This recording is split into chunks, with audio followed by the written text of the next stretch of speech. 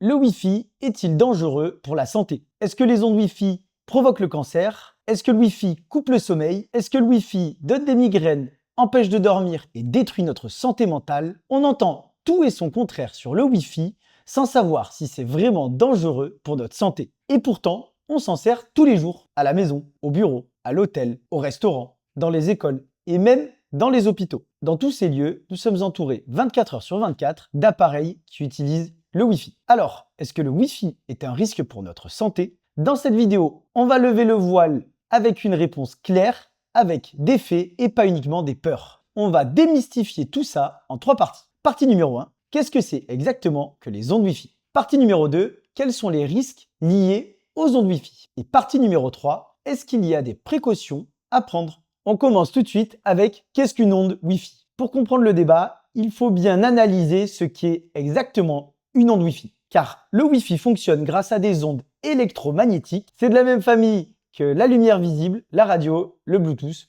Un routeur envoie un signal sur une fréquence allant de 2,4 GHz à 5 GHz. Et voire même le Wi-Fi 7, lui, utilise toutes les fréquences en même temps. D'ailleurs, si vous souhaitez comprendre le Wi-Fi 7, allez voir ma vidéo, le lien va s'afficher à l'écran. Pour revenir à nos ondes Wi-Fi, concernant ces ondes, vous pouvez aussi les retrouver sur votre téléphone, vos télécommandes et même votre micro-ondes, mais avec une puissance bien plus faible, bien entendu. Car ces ondes Wi-Fi ne transmettent uniquement que des données. Elles ne transportent pas de chaleur, de particules ou de radiation nucléaire. Ce sont donc des ondes non ionisantes. Ce qui signifie que contrairement aux ultraviolets et aux rayons X, elles ne modifient pas l'ADN et ne cassent pas vos cellules. Donc, pas de modification génétique, pas de troisième bras qui pousse, troisième œil. Partie numéro 2, la réponse. Car depuis plus de 20 ans, des chercheurs des plus grandes agences internationales ont étudié le sujet des ondes Wi-Fi. L'OMS, Organisation mondiale de la santé, l'ANSES, l'Agence nationale de sécurité sanitaire de l'alimentation,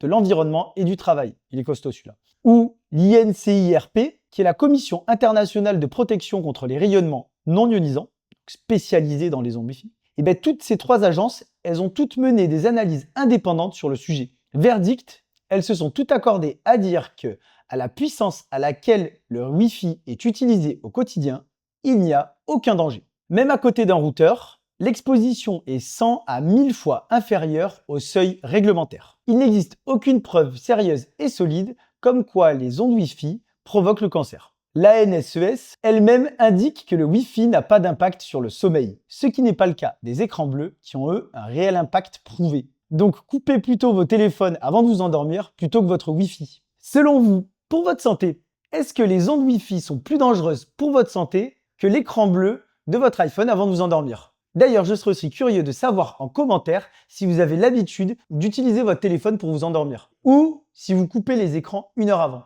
Le téléphone, lui, émet bien plus fort que le Wi-Fi, surtout quand il capte mal. Dans un ascenseur, par exemple. Quand un téléphone capte mal à l'intérieur d'un ascenseur, il a tendance à envoyer encore plus d'ondes pour essayer de récupérer le signal. En fait, il fait le principe du micro-ondes. Moins il a de signal, plus le téléphone envoie d'ondes pour essayer de récupérer le signal. Et l'exposition d'un téléphone collé à votre oreille pendant 10 minutes égale plusieurs heures de Wi-Fi. Donc s'il y a un élément à surveiller, c'est pas tant votre borne Wi-Fi, mais plutôt votre téléphone. Et surtout chez les enfants. Quelles sont les précautions à prendre pour vous préserver des ondes Wi-Fi? Car même si les données sont rassurantes, certaines précautions peuvent être utiles, surtout pour les enfants, les femmes enceintes et les personnes électrosensibles.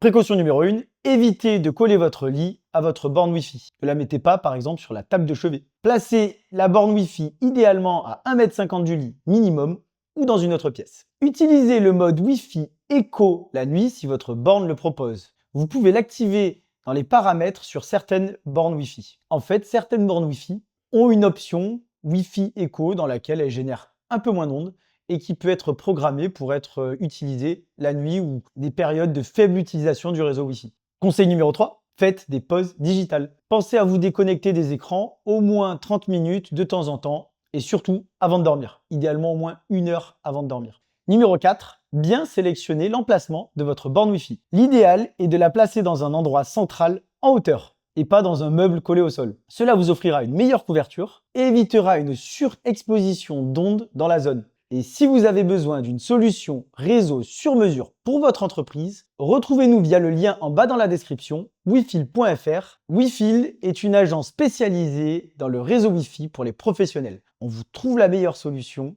et on l'adapte en fonction de vos besoins. On vous conseille et on vous accompagne pour la création de votre réseau Wi-Fi, un réseau Wi-Fi fonctionnel, utile et performant et sécurisé. Si vous avez aimé la vidéo, abonnez-vous et laissez-nous un like.